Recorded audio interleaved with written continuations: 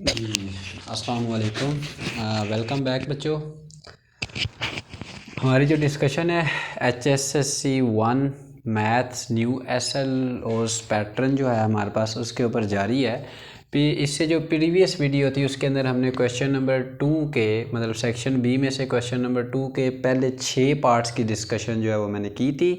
अगर वो आप लोगों ने नहीं देखी तो उसका जो लिंक है वो डिस्क्रिप्शन के अंदर आपको जो है वो मिल जाएगा, तो आप काइंडली उधर से देखें और फिर ये वीडियो आप देख सकते हैं। ठीक है जी। तो हमारे पास है और चैनल पर नए आने वाले बच्चों से रिक्वेस्ट है कि चैनल को लाइक सब्सक्राइब और शेयर करें ताकि हर आने वाली इन्फॉर्मेटिव वीडियो जो है वो जो आप तक पहुंच सके। और जस्ट बेटा एक कमेंट जो है वो और आपका लाइक जो है वो थोड़ी सी अप्रिसिएशन करता है कि जो काम अगर ठीक नहीं हो रहा तो उसको थोड़ा सा इम्प्रूव कर लिया जाए। ठीक है जी। तो पार्ट नंबर क्वेश्चन नंबर 2 का 7th पार्ट है। इससे जो पहले जो 6th पार्ट था वो हमारा चैप्टर नंबर जो है वो 6 में से था। ठीक है। अब चैप्टर नंबर 7 जो है या चैप्टर नंबर 8 जो है जो 6 पार्ट था वो चैप्टर नंबर 7 था, अब 8 में से है। तो ये फंक्शन से रिलेटेड जो है ना हमारे पास टॉपिक है। ये टॉपिक जो है बेटा हमारे पास पंजाब करिकुलम के अंदर नहीं था। ठीक है ना, ये जस्ट इसी बुक के अंदर है। इसका मतलब है ये शॉर्ट क्वेश्चन इस तरह का इस दफ़ा कंपलसरी आएगा चूँकि कोर्स कंटेंट के अंदर हमें ये गिवन है। हमें ये पार्ट नंबर 7 में के अंदर कहा गया find the equation of a parabola of the form ax² plus bx plus c which cross the x-axis at -8, 0 and 4, 0 and a point -2, -6 lies on it. मतलब हमें एक फंक्शन के अंदर ये जब हम चैप्टर के अंदर फंक्शन से रिलेटेड जो है चैप्टर नंबर 8 जो है वो पढ़ते हैं ना, तो उसके अंदर ही हमारे पास डिस्कशन के अंदर है कि एक्चुअली जो क्वाड्रेटिक इक्वेशन होती है याद रखें उसका जो ग्राफ बनता है वो पैराबोलिक बनता है। तो हमें इन पॉइंट्स को यूज़ करते हुए एक पैराबोलिक ग्राफ जो है वो ड्रॉ करना है और उसके अंदर उससे ड्रॉ करना है कि उनमें से जो एक पॉइंट है ना वो उसके ऊपर लाई करना है। ये चीज़ें यूज़ करते हुए हमें equation of parabola find out करनी है। मतलब एक्चुअली अगर मैं इसको शॉर्ट बताऊँ आपको तो हमें एक क्वाड्रेटिक इक्वेशन जो है वो फाइंड आउट करनी है। क्या फाइंड आउट करनी है बच्चों?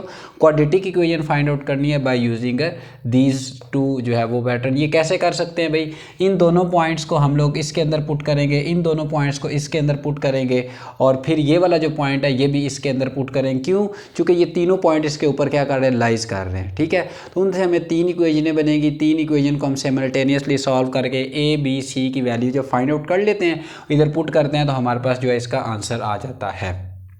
ठीक है। और के अंदर जो है ये है चैप्टर नंबर 8 है।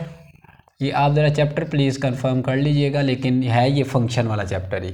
इसके अंदर जो आर में चांस आएगा वो आएगा आपके पास इन्वर्स फाइंड आउट करना है। इन्वर्स कैसे फाइंड आउट करते हैं पता है आपको? जो भी function y is equals to, जैसे f(x) इधर गिवन है तो हम f(x) is equals to y find out करते हैं, उसको इन्वर्स में लिखते हैं और उधर सब पुट करते हैं इक्वेशन नंबर 1 के अंदर।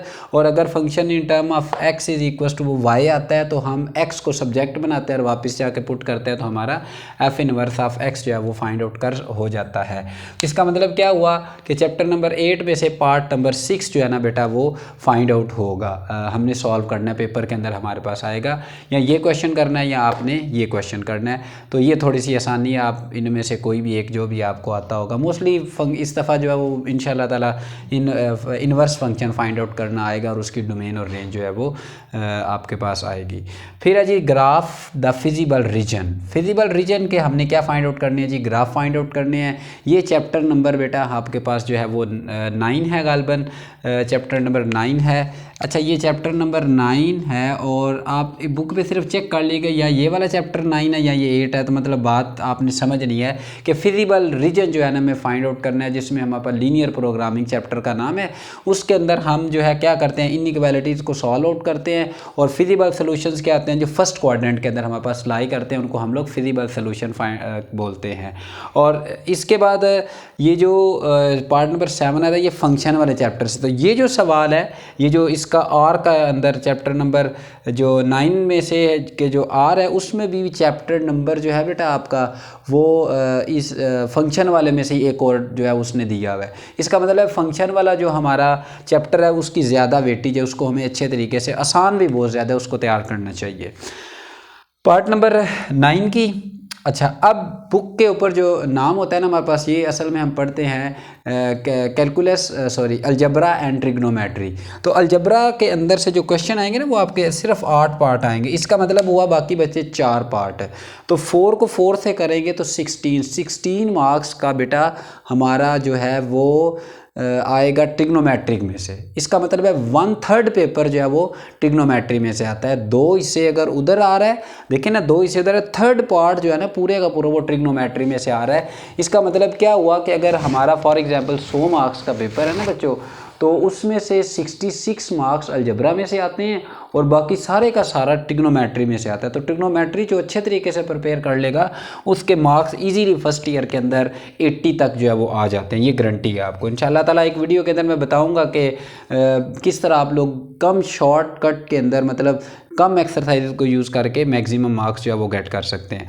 चलते हैं जी वापस, तो पार्ट नंबर 9 की बात करते हैं। Part number 9, prove cos 5 theta plus 2 cos of 3 theta plus cos theta is equal to 4 cos square theta और cos ऑफ 3 थीटा। तो जो बुक हमारी थी पंजाब करिकुलम की, उसके अंदर ये बेटा चैप्टर था हमारा, ये था हमारा चैप्टर नंबर 10, ठीक है। और इधर भी जो है ना ये हमारे पास जो है ना वो चैप्टर नंबर 10 ही है। चैप्टर नंबर 10 में से जो है हमारे पास जो है वो क्वेश्चन जो है वो आएगा। हमने ये प्रूव करना है या डोमेन और रेंज फाइंड आउट करनी पड़ेगी हमें। तो डोमेन और जो रेंज है ये चैप्टर नंबर बेटा आपका कौन सा है, 11। ये चैप्टर नंबर 11 में से, डोमेन और रेंज चैप्टर नंबर 11 में से है। इसका मतलब है ट्रिग्नोमेट्री का जो पहला क्वेश्चन आएगा वो चैप्टर नंबर 10 में से आएगा और चैप्टर नंबर 11 में से आएगा। तो आप चैप्टर नंबर 10 कर लें या 11 कर लें, तो उन दोनों में से आपका मतलब शॉर्ट तो अटैम्प्ट होगा, लेकिन आगे थोड़ी सी मुश्किलात आएंगी वो लॉन्ग क्वेश्चन के अंदर, लेकिन हमें चैप्टर नंबर 11 भी करना होगा। पार्ट नंबर 10 की जी बात कर लेते हैं, ठीक है। पार्ट नंबर 10 में हमें interior angle of a triangle find out करना है। हुज साइड ये है, आपको एक इंटीरियर एंगल जो है ना इसके इंटीरियर एंगल्स फाइंड आउट करने हैं, एंगल नहीं एंगल्स, ठीक है। तीनों एंगल्स, मतलब जैसे ट्राइंगल होती है तो उसके अंदर वाले तीनों एंगल फाइंड आउट करने होते हैं। तो हमें 3 साइडें दे दी गई हैं, ठीक है ना। तो जब 3 साइड्स दी जाती हैं तो आपने पढ़ा हुआ है कि इसके अंदर लॉज लगते हैं, law of sine, cosine, tan. ये डिपेंड करता है कि किस टाइप की हमारे पास जो है कंडीशन जो है वो गिवन है। तो इसका मतलब क्या निकला कि ये हमारे पास जो है वो चैप्टर नंबर 11 में से जो है क्वेश्चन आ रहा है।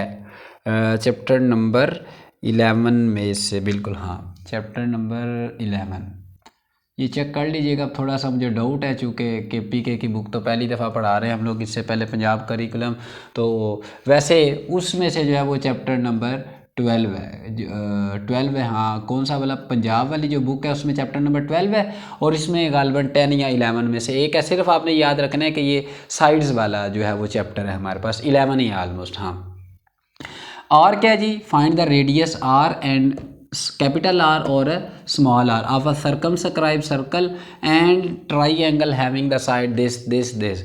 तो हमने 3 तरह की ट्राइंगल्स पढ़ी थी, इन सर्कल, सर्कमस्क्राइब और ई स्क्राइब्ड सर्कल वाली। तो उनके अंदर से एक कैपिटल आर है, एक स्मॉल आर है, ये रेडियस है एक्चुअली तीनों दोनों डिफरेंट के तो ट्राइंगल्स के।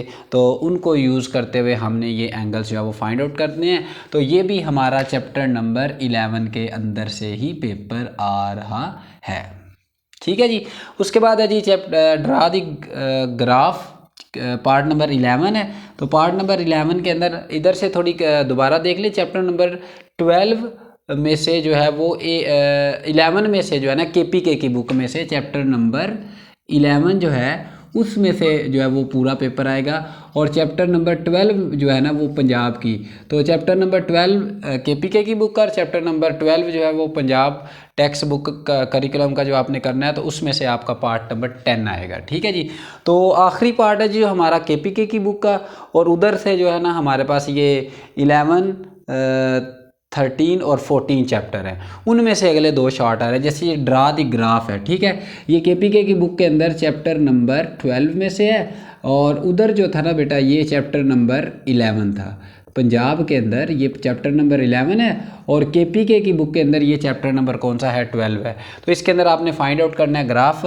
फिर है कह रहा है कि विद यूएल नोटेशन, मतलब इसमें चॉइस है, पार्ट नंबर 11 के अंदर चॉइस है और विद यूएल नोटेशन हमें ये प्रूव करना है। ये फिर उसी में से है जी, चैप्टर नंबर 12 में से है, उस किताब का भी और इस किताब का भी। इस किताब का 11 है, सॉरी KPK की बुक का, KPK की बुक का 11 चैप्टर है और पंजाब का जो है ना बच्चों वो आपके पास 12 चैप्टर है। ठीक है, तो इसका मतलब ये हुआ कि चैप्टर नंबर 12 और 11 ये मोस्ट इंपॉर्टेंट है ट्रिग्नोमेट्री का, मतलब ट्रिग्नोमेट्री के सारे चैप्टर इंपॉर्टेंट है, लेकिन उनमें से भी कुछ इंपॉर्टेंट चीज़ें इंशाल्लाह ताला एक ट्यूटोरियल के अंदर जो आपको मैं सेंड करूँगा। तो पार्ट नंबर 12 की बात कर लेते हैं जी। ये चैप्टर नंबर 12 में से है हमारे पास दोनों, ये पूरे का पूरा जो क्वेश्चन है बच्चों ये चैप्टर नंबर 12 में से है। ये हमें इन्वर्स की आइडेंटिटी से प्रूव करना हम लोगों ने सीखना है और ये जो है हमें सोल्यूशंस ऑफ ट्रिग्नोमेट्रिक फंक्शन जो फाइंड आउट करने हैं। सोल्यूशन ऑफ ट्रिग्नोमेट्रिक फंक्शन पे अगर बात की जाए तो ये थोड़े से इनफाइनाइट मैनी सोल्यूशंस होते हैं, चूँकि क्वाड्रेटिक इक्वेशन के जिस तरह हम लोग सोल्यूशन 2 निकाल सकते हैं, लेकिन ट्रिग्नोमेट्रिक इक्वेशन के इनफाइनाइट मैनी सोल्यूशन होते हैं due to it's periodicity.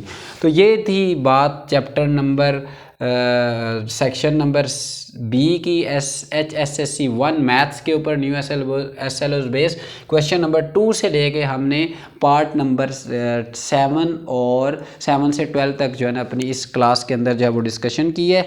Video को अच्छे तरीके से गौर से सुने दोबारा, बेशक अगर आपको समझ नहीं आई, और इसको बुक के ऊपर मेंशन करें ताकि तब जब साथ साथ आपकी पढ़ाई हो तो आपको ये चीज़ें जो है वो अच्छे तरीके से पता चल जाएं। आई होप सो बच्चों आपको ये बातें समझ आई होंगी। अगर कोई मिस्टेक हो तो आप कमेंट कर सकते हैं, चूँकि मैं भी अशरफुल मखलूक़ात हूँ, इंसान हूँ, मेरे से भी गलती हो सकती है। तो लेसन ऑफ द डे ये है कि आप ज़्यादा से ज़्यादा दुरूद शरीफ पढ़ा करें, अपने माँ बाप की कदर करें, चूँकि अगर मैं इस जगह के ऊपर कुछ बोल रहा हूँ तो ये अपने माँ बाप की और मेरे उस्ताज़ा की मेहनत है। इल्म का पहला करीना मैं अपने बच्चों से ये भी कहता हूँ कि बच्चों सबसे पहले अदब है, अदब नहीं तो इल्म फजूल है आपका, ठीक है ना। तो बस अगर वीडियो आपको अच्छी लगी हो तो चैनल को लाइक करें, सब्सक्राइब करें और शेयर करें। अब तक के लिए इतना ही। अगले सेक्शन के अंदर हम लोग लॉन्ग क्वेश्चन के बारे में डिस्कशन करेंगे। अल्लाह हाफिज़। अस्सलाम वालेकुम।